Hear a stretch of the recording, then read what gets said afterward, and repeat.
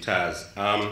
The next question, which I'll pose to Elvira, is what is actually needed by developers for effective project development? What are developers looking for, Elvira?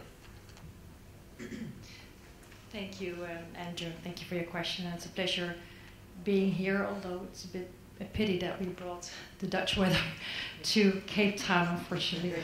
I was hoping for the sunny South Africa, but it's a pleasure to be here. Well, let me rephrase a bit your question, like what do financiers and development banks like FMO need to do project development?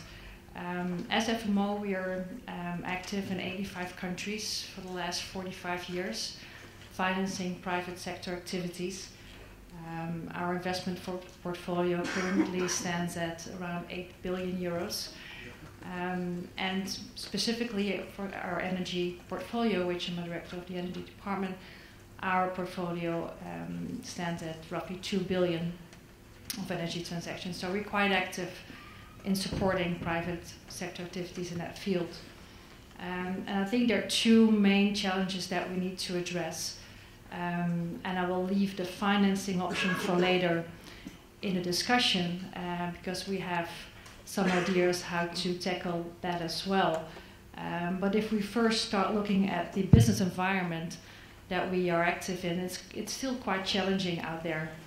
And what we are very pleased to see is that there are more and more governments that have identified the need to set a clear framework, a set of rules that stimulate foreign investment and that create a platform to do business.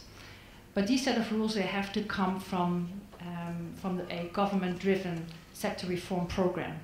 They have to have the will to make sure that this sector gets developed and gets boosted. And I think the South African experience, an example of the renewable energy program, has been very successful.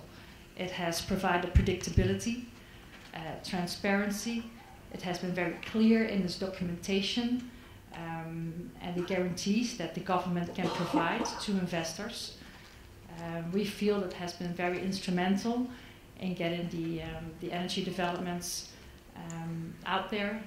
It has boosted confidence to developers and to financiers to go out and support the private sector activities. So for us, that is very important, and we really encourage to take that example forward and to copy that approach in other countries.